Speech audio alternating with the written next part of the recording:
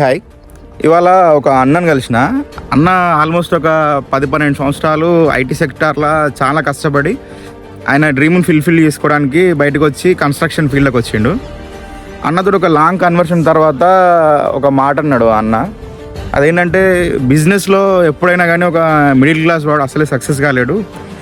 అయితే below middle class వాళ్ళని అవుతాడో, లేకపోతే అంతకంటే మీద డబ్బులు ఉన్నవాడని అవుతాడు, కానీ మిడిల్ క్లాస్ వాడైతే అసలే సక్సెస్ కాలేడని అన్నాడు.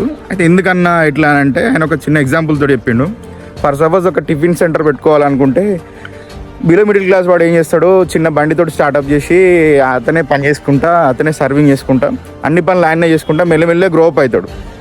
అదే మిడిల్ క్లాస్ వాడు అట్లా కాదు.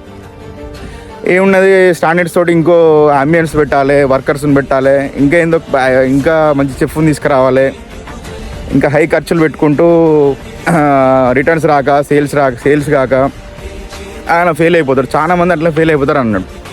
చాలా ఆలోచించిన ఇది అన్న తర్వాత. మీరేమంటారు?